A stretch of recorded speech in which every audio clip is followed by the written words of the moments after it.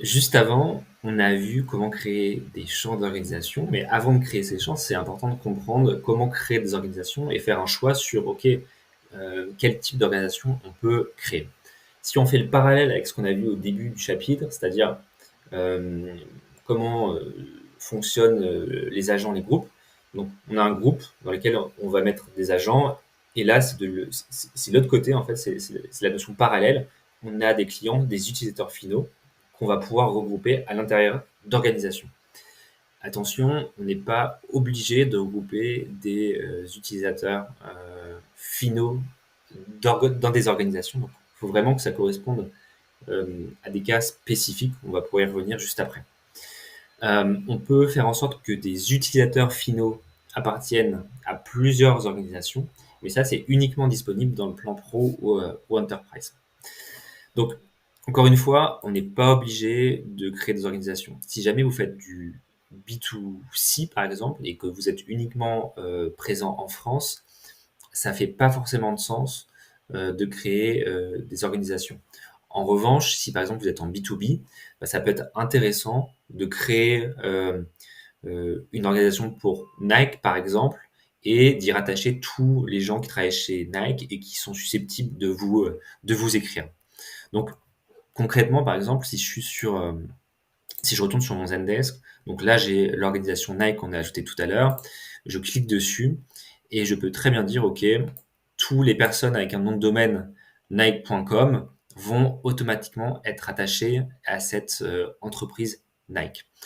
Donc, vous pouvez le faire comme ça. Vous pouvez aussi le gérer en fait au niveau de l'utilisateur. Donc là, je suis sur la fiche d'un client final et de le rattacher automatiquement à l'organisation que je souhaite. Donc ça, on peut le faire manuellement. Donc ça, c'est l'exemple le plus commun, mais on peut aussi imaginer des organisations qui correspondent à des régions particulières dans le monde en fonction du lieu d'activité et des langues. Ce qui peut permettre en fait de rattacher des utilisateurs finaux à une langue, à une région, et ensuite de faire des flux de travail différenciés en fonction de ça. Alors, quelques questions à vous poser pour créer des organisations. Déjà, est-ce que c'est pertinent pour vous? Encore une fois, c'est pas obligatoire, donc il faut vraiment que ça soit pertinent. Si vous dites, OK, ça peut être intéressant pour moi, bah, OK, qu'est-ce que représente une organisation? Est-ce que c'est des entreprises? Est-ce que c'est des services? Est-ce que c'est des régions, etc. Donc, encore une fois, il faut que ça représente une chose précise. Euh, Ensuite, vous pouvez décider ou pas de faire appartenir des utilisateurs finaux à plusieurs organisations ou pas. Ça peut aussi euh, impacter le choix de votre plan Zendesk, comme on l'a vu juste avant. Et enfin, il faut réfléchir aussi à la manière dont vous allez importer, synchroniser ces données, mais on y reviendra juste après. Donc, quelques bonnes pratiques concernant les organisations. Donc, quand vous créez une organisation, on l'a vu, vous pouvez être très spécifique et il faut vraiment que ça corresponde à votre besoin.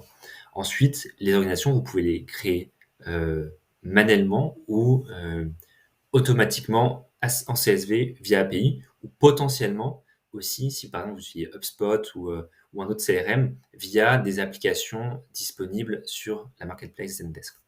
Donc, je vais vous montrer rapidement comment créer des organisations. Donc, bah là, vous allez dans le petit building à gauche et vous pouvez simplement ici, par exemple, ajouter une organisation. Donc ça, c'est hyper simple et vous pouvez aussi importer des organisations en masse à l'aide euh, d'un fichier CSV que vous allez importer ici.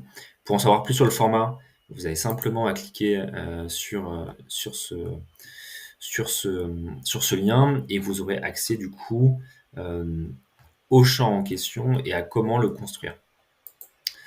Donc voilà, et à garder en tête que potentiellement, si vous utilisez un CRM, vous pouvez les importer directement. Donc on va aller checker pour vous montrer. Hop, on va sur la marketplace. Et typiquement, par exemple, si on tape HubSpot,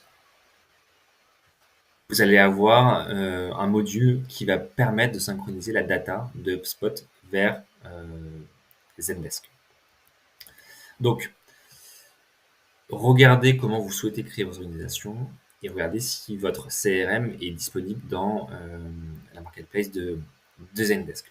À savoir aussi qu'une fois que vous allez créer ces organisations, vous allez pouvoir réutiliser toutes les infos, donc soit des champs personnalisés, soit de l'organisation en elle-même, sur OK, si ça vient de telle organisation, on doit traiter en tant de temps, si c'est telle organisation, on doit l'assigner à tel groupe, etc., etc. Donc encore une fois, c'est important dans la mesure où potentiellement, ça va vous aider à mieux traiter les tickets dans un second temps.